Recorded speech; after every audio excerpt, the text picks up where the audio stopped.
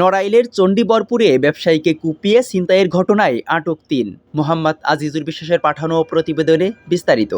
নড়াইল সদর উপজেলার চণ্ডীবরপুর ইউনিয়নের ব্যবসায়ী মোহাম্মদ ৩৫কে কুপিয়ে টাকা ছিনিয়ে নিয়েছে দুর্বৃত্তরা। রবিবার আনুমানিক রাত ১১টার দিকে ইউনিয়নের চালিতাতলা বাজার থেকে নিজ বাড়ি চাকুলিয়া ফেরার পথে এ ঘটনা ঘটে। ব্যবসায়ীর ছোট ভাই হেদায়েত হোসেন জানান, প্রতিদিনের ন্যায় রবিবার রাতে বাড়িতে ফেরার পথে চাকুলিয়া গ্রামের হাজী আলহাজ আবু জাফরের সেজো ছেলে ব্যবসায়ী মোহাম্মদ তার ব্যবসায়িকী টাকা নিয়ে বাড়ি ফিরছিলেন। পথিমধ্যে আগে থেকে উৎপেতে থাকা ছিনতাইকারীরা মোহাম্মদকে ধারালো অস্ত্র দিয়ে কুপিয়ে মারাত্মক জখম করে টাকা ছিনিয়ে নেয়। ছিনতাই হওয়ার পর মোহাম্মদ ছিনতাইকারীদের কাছে টাকা রেখে নিজের মানিব্যাগ ফেরত চাইলে ভুলক্রমে ছিনতাইকারী নিজের মানিব্যাগ দিয়ে দেয়। পরে সেই মানিব্যাগে থাকা পরিচয়পত্র দেখে ছিনতাইকারী শনাক্ত করা হয়। ছিনতাইকারীরা হলো একই ইউনিয়নের নিধিখোলা গ্রামের আসাদ মোল্লার ছেলে মেহেদি ও নড়াইল সদরের বরাশুলা গ্রামের মনিরুজ্জামান মনু এবং লোহাগড়া উপজেলার বয়রা গ্রামের মোহাম্মদ রবিউল ইসলাম। মোহাম্মদকে নড়াইল সদর হাসপাতালে ভর্তি করা হলে তার অবস্থার অবনতি হয়। পরবর্তীতে তাকে উন্নত চিকিৎসার জন্য যশোর নিয়ে যাওয়া হয়। এ ঘটনায় গ্রাম পুলিশ মোহাম্মদ আবুল কালাম বলেন, গতকাল রাত ৯টা থেকে ৯:৩০ ভিতরে মোহাম্মদ নাম করে আমাদের চণ্ডীবরপুর ইউনিয়ন পরিষদের সামনে তার দোকানে অর্ধ কোটি টাকার মাল জিনিস থাকে, আর ওর কাছে সবসময়ের জন্য ৫-৭ লাখ টাকাও থাকে। এমতো অবস্থায় যারা ডাকাতিটা করেছে এর অনেক দিন থেকেই ফলো করে।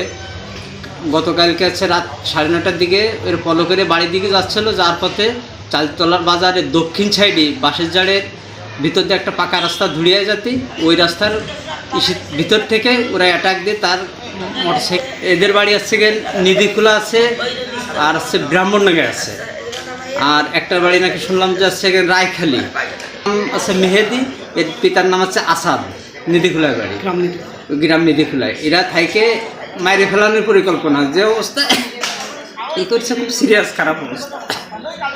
এ বিষয়ে মেম্বার মোস্তফা কামাল সাংবাদিকদের বলেন, বাজারে দেখি যে মোহাম্মদ তার ঢানারটা ভেঙে কোঠিটা উল্টে গেছে। তখন আমি লোকজন দিয়ে নল সদর হাসপাতালে সে রাত্রে পাঠাই।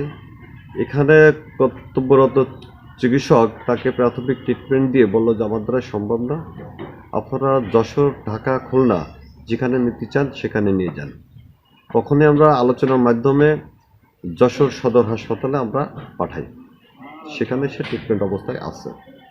আপনার কি মোহাম্মতের সাথে আমার কথা হয়েছে, ও আমাকে বলল যে ভাই আমার কাছে একটা মানি ব্যাগ আছে, যে মানি ব্যাগটা ওরা ওই যে দুষ্কৃত ব্যক্তি ওরা ফেলে গেছে। ওই মানি ব্যাগের কিছু কাগজপত্র পাওয়া গেছে, সেই কাগজপত্র অনুযায়ী আমার এই ওয়ার্ল্ডের আর একটা ছেলে, ওর নাম আমার মনে আসতেছে না, জুনিয়র, কার ছেলে? নিধিখোলা আসাদ মোল্লার ছেলে। ফটোকপি, জন্ম নিবন্ধনের ফটোকপি পাওয়া গেছে মানিব্যাগের ভিতরে।